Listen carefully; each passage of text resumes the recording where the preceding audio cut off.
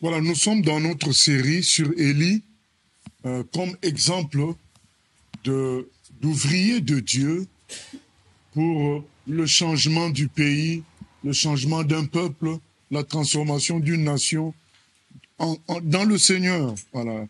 Élie faisait partie du peuple de Dieu, mais à son époque, les dirigeants du peuple et le peuple s'étaient détournés de Dieu.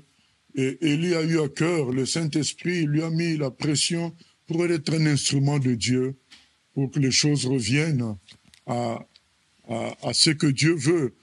C'est ce qu'on appelle des prophètes, des gens que Dieu suscite pour amener son peuple à lui. Et à notre époque, nous pouvons dire des apôtres, des évangélistes que Dieu suscite également pour sauver une nation, sauver un peuple. Et nous voulions nous servir de l'exemple d'Élie comme modèle pour dire voilà comment notre prédécesseur s'est comporté. Et Dieu nous appelle à faire de même. Et nous avions utilisé comme base le Jacques 5, 16 à 17, où il est dit que Élie était un homme comme nous. Élie était comme un homme comme nous. Jacques 5, 16 à 18. Voilà. Il était un homme comme nous. Il a prié avec insistance pour fermer le ciel, de sorte qu'il ne pleuve pas. Et ça a été exaucé. Et de même, après 3 ans et demi, il a prié pour qu'il pleuve à nouveau avec insistance. Il a plu. Et nous avions dit que il y a cet élément-là, il était un homme comme nous. Ça devrait nous parler pour nous dire ce que Dieu a fait avec Élie, il peut le faire avec tous ses enfants, avec tous ses serviteurs que nous sommes, puisqu'aujourd'hui, dans la Nouvelle Alliance, tous nous sommes serviteurs de Dieu. Et lorsque nous avons à cœur le fardeau du Seigneur, il peut se servir de nous, comme il a fait pour Élie, de sorte qu'une nation peut changer à travers notre travail. Le premier jour dont nous avons parlé de cela en introduction, et nous avons parlé aussi du fait qu'il a prié avec insistance pour dire, ça ne veut pas, ce n'est pas de la répétition l'insistance, c'est le fait que nous tenions à quelque chose, c'est le fait que nous croyons fermement que nous allons trouver ce que nous cherchons. C'est comparable à quelqu'un qui creuse après des renseignements nets sur satellite de l'existence d'un puits de pétrole. La personne vraiment continuera à creuser même si elle trouve rien encore. Elle prendra son temps parce que les satellites ont bien vu qu'il y avait un puits de pétrole en ce lieu-là. Voilà, nous devons imiter notre bien-aimé. Et le deuxième jour, nous avons parlé du fardeau du Seigneur, que nous devions mettre le fardeau du Seigneur avant le nôtre, comme le frère Paul qui dit « Je ne fais plus aucun cas de ma vie », Actes des Apôtres 20, 24, pourvu que j'accomplisse la mission que Dieu m'a confiée et que j'achève ma course. Donc, la mission de Dieu, le fardeau de Dieu, qui est de sauver l'humanité, le fardeau de Dieu, qui est de relever les malades, de relever les gens qui souffrent, les gens qui sont possédés, les gens qui sont esclaves du péché et de ce monde. C'est le fardeau du Seigneur. Et nous devrions saisir ce fardeau-là de Dieu, de voir les nations venir à lui, comme c'est écrit, aller faire de toutes les nations des disciples. Et à la séance qui a suivi, nous avons parlé aussi de la confrontation avec les forteresses, les dominations, les principautés, c'est-à-dire les esprits démoniaques qui maintenaient des peuples, des nations en conflit avec Dieu, en séparation avec Dieu, en esclavage. Et nous avions dit que dans le travail que Dieu nous confie, nous aurons à nous confronter à ces esprits-là. Il faut les discerner et se confronter à eux. Voilà, il ne faut pas les fuir. Il faut faire comme notre ami David qui a vu Goliath, il l'a attaqué tout de suite. Il n'a pas cherché des stratégies de conquête face aux Philistins. Il a tout de suite vu la domination. C'était Goliath. Il s'en est pris à lui directement. En tant qu'enfant de Dieu, nous avons reçu toute autorité sur les puissances des ténèbres. Luc 10, 19. Voici, je vous ai donné l'autorité de marcher sur les serpents, les scorpions et sur toute la puissance de l'ennemi. Nous avons reçu ça.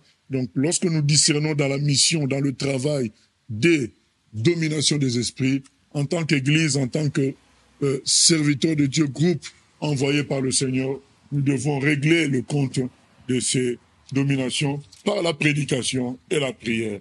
Pas seulement l'une et non l'autre. Donc les deux, parce que certains se concentrent sur le combat contre les mauvais esprits et ils négligent la prédication.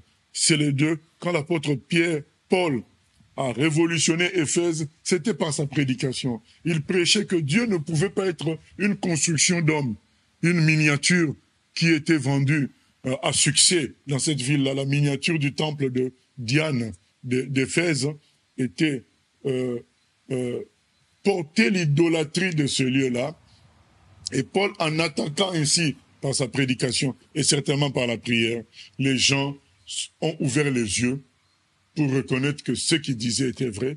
Dieu ne peut pas habiter dans une miniature. Voilà, Dieu est plus grand que cela. Il a fait les cieux et la terre. Voilà,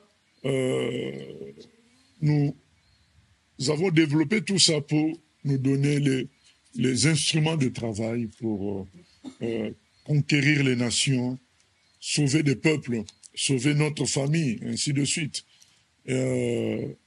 Aujourd'hui, je voudrais parler des miracles, de la puissance de Dieu. Élie, quand il intervient dans 1 Roi 17, quand il entre en action, c'est écrit ceci, 1 Roi 17, premier verset, Élie le Tishbite, l'un des habitants de Galaad, dit à Akab le roi, hein, qui amenait le peuple dans l'apostasie, l'Éternel, le Dieu d'Israël, dont je suis le serviteur, est vivant. Il n'y aura ces années-ci pas de rosée ni de pluie, sauf sur ma parole. Voilà. Élie lui dit que je vais décider sur la pluie, comme ça tu comprendras que mon patron, l'Éternel, le Dieu d'Israël, c'est lui le véritable Dieu, parce que tu as entraîné les gens dans l'idolâtrie. Donc nous voyons bien que l'action divine s'accompagne des miracles que lui seul peut faire pour que la différence soit faite entre lui et toutes les dominations qui retiennent les gens en esclavage, en captivité, en aveuglement par rapport aux réalités spirituelles. Les miracles ont été promis par le Seigneur Jésus. Il a dit, ceux qui croiront en moi feront de plus grandes choses. Jésus a dit dans Matthieu 10, allez, guérissez les malades, ressuscitez les morts. Dans Marc 16, 17, il dit, voici les miracles qui accompagneront ceux qui ont cru. Donc ça fait partie des instruments que Dieu donne à son peuple, à son Église, pour pouvoir établir que lui seul est Dieu et amener les gens à écouter. Ce n'est pas les miracles qui sauvent. C'est la parole de Dieu qui sauve. Mais les miracles servent à établir que Dieu est Dieu, de sorte que les gens peuvent écouter la parole pour être sauvés. Les miracles remettent les choses au clair. C'est l'Éternel qui est Dieu. Et nous connaissons donc cette histoire de la confrontation. Je pense que nous avions lu ça la dernière fois. La confrontation dans 1 Roi 18 entre Élie et les prophètes de Baal. Il fallait que le véritable Dieu fasse jaillir le feu du ciel pour consumer le sacrifice qui était présenté. Les prophètes de Baal ont invoqué leur Dieu, ils ont fait toutes sortes de stratégies, le feu n'est pas descendu, mais lorsque Élie a prié, le feu est descendu. Donc nous allons lire cette partie-là, à partir du verset, donc 1 Roi 18, hein, à partir du verset 25. Élie dit au prophète de Baal, « Choisissez pour vous l'un des taureaux et préparez-le les premiers, puisque vous êtes les plus nombreux. Ensuite, faites appel au nom de votre Dieu, mais n'allumez pas le feu. » Ils prirent le taureau qu'on leur donna et le préparèrent. Puis ils firent appel au nom de Baal, depuis le matin jusqu'à midi, en disant, « Baal, réponds-nous. » Mais il n'eut ni voix, ni réponse, même s'ils sautaient devant l'autel qu'ils avaient érigé. À midi, Élie se moqua d'eux et dit, « Criez à haute voix, puisqu'il est Dieu. Il doit être en train de penser à quelque chose, ou bien il est occupé, ou encore en voyage. Peut-être même qu'il dort et qu'il va se réveiller. » Ils crièrent à haute voix et, conformément à leur coutume, ils se firent des incisions avec des épées et avec des lances, jusqu'à ce que le sang coule sur eux. Lorsque midi fut passé, ils prophétisèrent jusqu'au moment de la présentation de l'offrande. Mais il n'y eut ni voix, ni réponse, ni signe d'attention. Élie dit alors à tout le peuple, « Approchez-vous de moi. » Tout le peuple s'approcha de lui. Élie répara l'autel de l'Éternel qui avait été démoli. Il prit 12 pierres, d'après le nombre de tribus issues des fils de Jacob. L'homme auquel l'Éternel avait dit, « Tu t'appelleras Israël. » Avec ces pierres, il reconstruisit un autel au nom de l'Éternel. Il fit autour de l'autel un fossé pouvant contenir une quinzaine de litres. Il arrangea le bois, coupa le taureau en morceaux et le plaça sur le bois. Puis il dit, « Remplissez d'eau 4 cruches et versez-les sur l'holocauste et sur le bois. » Il dit, « Faites-le une deuxième fois. » Et ils le firent une deuxième fois. Il dit, « Faites-le une troisième fois. » Et ils le firent une troisième fois. L'eau coula tout autour de l'autel et l'on remplit aussi d'eau le fossé. Au moment de la présentation de l'offrande, le prophète Élie s'avança et dit, « Éternel, Dieu d'Abraham, d'Isaac et d'Israël, que l'on sache aujourd'hui que c'est toi qui es Dieu en Israël et que moi, je suis ton serviteur et j'ai fait tout cela sur ton ordre. Réponds-moi, Éternel, réponds-moi, afin que ce peuple reconnaisse que c'est toi, Éternel, qui es Dieu et que c'est toi qui ramène leur cœur vers toi. » Le feu de l'Éternel tomba alors. Il brûla l'holocauste, le bois, les pierres et la terre, et il avala l'eau qui était dans le fossé. Quand ils virent cela, tous les membres du peuple tombèrent le visage contre terre et dirent, « C'est l'Éternel qui est Dieu, c'est l'Éternel qui est Dieu. » Voilà. Donc, ça a permis de rétablir les choses. Je ne vous dis pas que après le peuple s'est vraiment enraciné dans l'Éternel. Pas forcément. Mais ça a été clair que l'Éternel est Dieu et que chacun fasse son choix. Parce qu'il faut reconnaître qu'avec tous les abus qu'il y a de la part des faux chrétiens, des mauvais serviteurs de Dieu, les gens en arrivent à être dans la confusion concernant Dieu. Et donc Dieu va se servir des miracles pour montrer que c'est lui le véritable Dieu. Il va se servir des miracles pour appuyer les vrais serviteurs, afin qu'il y ait une différence entre eux et les autres. Parce que du temps d'Élie ou d'Élisée, il y avait aussi des gens de l'Éternel, mais qui étaient des faux aussi. Et Dieu veut que son peuple suive les vrais.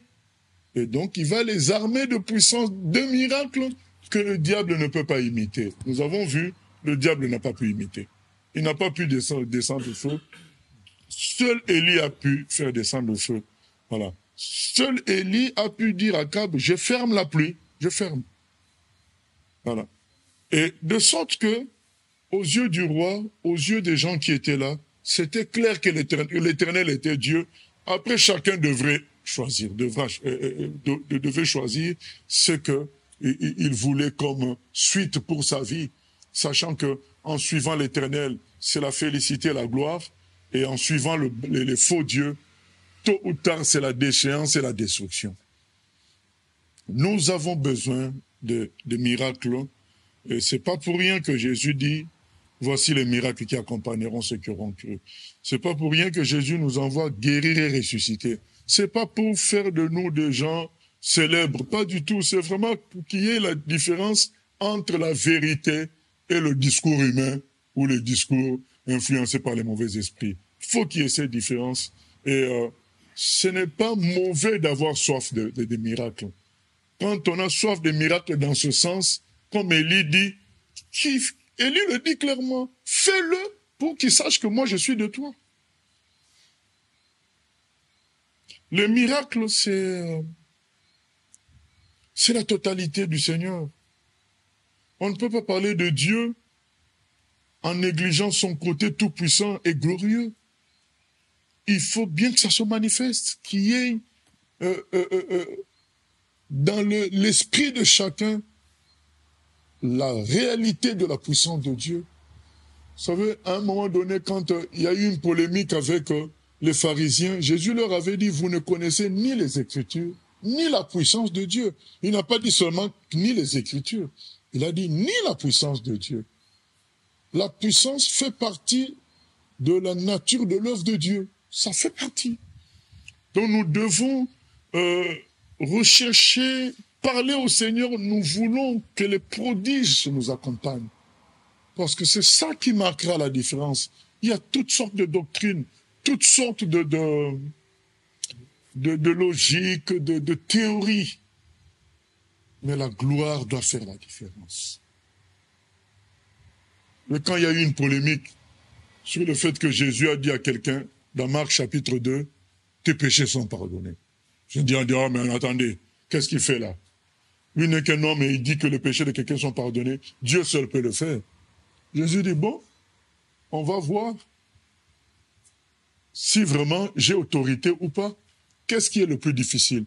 De dire tes péchés sont pardonnés ou bien à quelqu'un qui est paralysé, ça fait longtemps, lève-toi, donc tu es guéri, prends ton lit et marche. Ce qui est facile, c'est de dire tes péchés sont pardonnés. Puisque qui voit la couleur des péchés? Personne. Pour vérifier ça. Ça, c'est facile, n'importe qui peut se hasarder à dire cette phrase-là. Mais dire lève-toi et marche à un paralytique, ça, c'est pas n'importe qui. C'est quelqu'un qui a autorité sur la création. Jésus a dit lève-toi et marche. Vous voyez, la différence a été démontrée. Les gens de mauvaise foi ont continué à critiquer, mais les gens neutres ont bien vu que Jésus venait de Dieu, venait du ciel. Nous avons besoin de cela. Il n'y a pas de honte. Nous devons réclamer cela au Seigneur. Nous devons aussi accepter les situations qui réclament un miracle. Nous ne devons pas les fuir. Parce que Dieu permettra de telles situations qui réclament un miracle. Nous devons y aller. Beaucoup freinent parce qu'ils se disent, mais si ça ne marche pas. Non. Nous devons être prêts à dire une phrase prophétique que Dieu nous a donnée. Tu es guéri, tu le dis. Si ça ne marche pas, tu as parlé en fonction de ce que tu as reçu. La prophétie s'applique en fonction de la foi. Si tu as foi que c'est Dieu qui t'a dit, tu dis. Donc c'est ainsi que les apôtres ont aussi fonctionné. Pierre a dit, je n'ai ni argent ni or, mais ce que j'ai, je te le donne. Au nom de Jésus, lève-toi et marche. Les gens qui étaient là ont bien vu. Et il y a une foule qui est venue pour entendre, pour voir, pour réaliser ce qui se passait. Et l'apôtre Pierre en a profité pour prêcher la parole. L'épisode dont je parle, c'est dans Actes des Apôtres, chapitre 3. Et c'est là que Pierre fait une deuxième prédication sérieuse après celle qu'il fait le jour de la Pentecôte dans Actes des Apôtres, chapitre 2. Le miracle, ça fait partie de notre service. Nous devons pas nous tromper en entrant dans une fausse simplicité. Non. La gloire, ça fait partie de notre service. Nous devons rechercher cela dans la prière, en parlant comme Élie. Seigneur, fais cela, afin qu'il voit que nous sommes de toi. Fais la différence. Dieu doit faire la différence, parce qu'il n'est pas n'importe quel faux Dieu. Il est le véritable Dieu. Ce n'est pas Élie seul qui a demandé ça. Même Moïse, à un moment, dit, Seigneur, fais-moi voir ta gloire. Les apôtres, dans Actes des Apôtres, chapitre 4, ils ont fait la prière, cette prière qu'on chante souvent. Manifeste-toi, donne-nous de l'assurance, étends ta main, qui se produisent des prodiges, par le nom de Jésus-Christ. des guérisons et des signes. Des signes, c'est-à-dire des miracles que Dieu seul peut faire. Satan ne peut pas tout faire. Il y a des choses que Dieu seul peut faire. C'est ça que nous devons réclamer. Il est écrit, quand ils ont réclamé cela, les murs ont tremblé. Ils ont dit, je complète ce qui n'est pas dans le champ. Fais cela, des miracles, au nom de ton saint serviteur Jésus. Donc, que quand nous allons proclamer les choses au nom de Jésus, que cela se produise, que le nom de Jésus soit élevé, soit clairement vu comme le seul nom qui sauve, pas pour la gloire d'un homme. Ça doit même nous appeler à craindre Dieu, à ne pas prendre sa gloire quand nous voyons de tels miracles qui n'ont rien à voir avec nous, nous qui sommes à l'échelle de l'univers moins que des moustiques. Mais nous devons réclamer la puissance de Dieu, les miracles du Seigneur. Nous devons prier qu'il agisse. Les apôtres l'ont fait dans Acte 4. Élie l'a fait. Et ensuite, après les 3 ans, il réclame encore la pluie. Il dit à Akab, va chez toi. Bientôt la pluie va tomber. Et il commence à prier avec insistance. 1 fois, 2 fois. Je crois que c'est la 7e fois que la pluie tombe. On lira ce texte dans une séance à venir. Parce qu'il fallait que ce soit clair que l'Éternel est Dieu. Et la pluie est tombée, bien-aimés. La pluie est tombée. Les signes du Seigneur doivent nous accompagner. Nous ne devons pas hésiter là-dessus. Je raconte souvent l'histoire de cette évangélisation dans une île non atteinte par l'évangile, une île de Chine, en Chine. L'équipe de Watchman Nee était partie là-bas. Et il y avait dans cette équipe un jeune homme de 16 ans. Une équipe, ils sont partis pour évangéliser cette île. Et le premier jour, une personne a été touchée, et c'est cette personne qui les a hébergés. Mais tous les jours qui ont suivi n'ont produit aucun résultat, aucune conversion, aucun intérêt. Les gens n'ont manifesté aucun intérêt même. À tel point que, après un certain nombre de jours, le jeune homme de 16 ans se fâche, quoi. Il dit à l'un des villageois, mais je ne vous comprends pas, on vous apporte la lumière, on vous apporte le véritable Dieu et vous refusez. Qu'est-ce qui vous prend? Le villageois lui dit, mais écoutez, nous on n'en a pas besoin, nous on a notre propre Dieu. Ah bon? Mais votre Dieu, c'est qui? Oui, nous on a notre Dieu, il s'appelle Tawang. Mais le jeune homme dit, mais en quoi vous savez qu'il est Dieu? En quoi nous savons? Ça fait 246 ans que nous prions. Nous prions après avoir choisi un jour que ce jour-là, il ne pleuve pas. Et il n'a jamais plu ce jour-là. Ça fait 246 ans. Vous voyez combien il est fort. Le jeune homme dit, mais cette fois-ci, ce jour, c'est quand? Le villageois a donné le jour. Ça coïncidait qu'eux, ils seraient encore là. Le jeune homme a dit, cette fois-ci, il va pleuvoir. Alors le bruit s'est répandu dans tous les villages. Les chrétiens ont défié Tawang. Ils ont dit qu'il va pleuvoir ce jour-là. Quand le chef de mission apprend ça, il est abattu, se dit, mais dans quoi ce garçon nous a mis? Et si il ne pleuvait pas, ça ruine l'évangélisation. Dans cette perturbation-là, il a dit, on arrête l'évangélisation. On reste dans la maison prier. Voyez, c'est toujours ça. Il pria avec insistance. Il dit, on arrête. On a parlé, maintenant on va prier. Ils sont restés en prière jusqu'à ce jour-là. Et ce jour-là, à 8h du matin, le responsable sort de la cabane, il regarde le ciel. Le ciel était bleu, pas un seul petit morceau de nuage.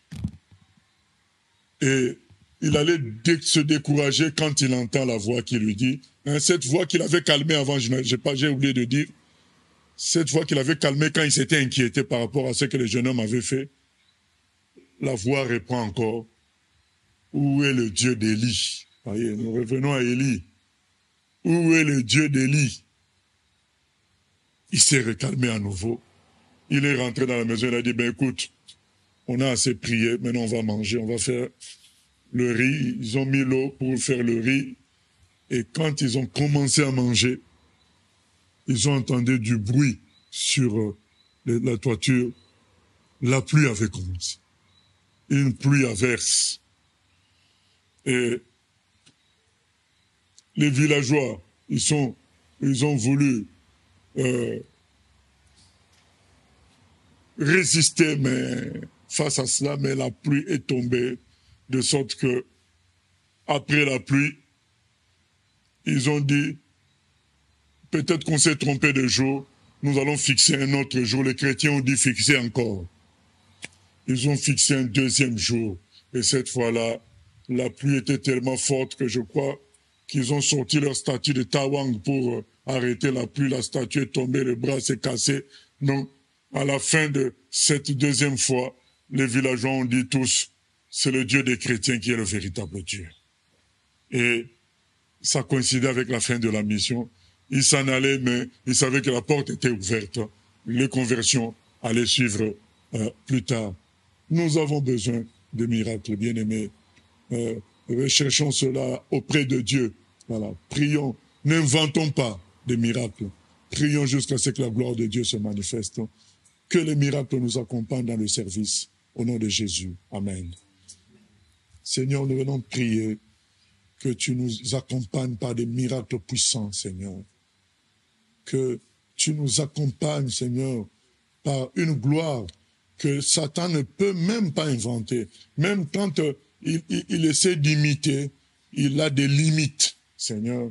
Nous voulons que tu agisses au milieu de nous, dans notre action, au-delà des limites des forces des ténèbres, que cela soit clair, que le nom de Jésus est le plus grand, parce que ces miracles seront accomplis en son nom.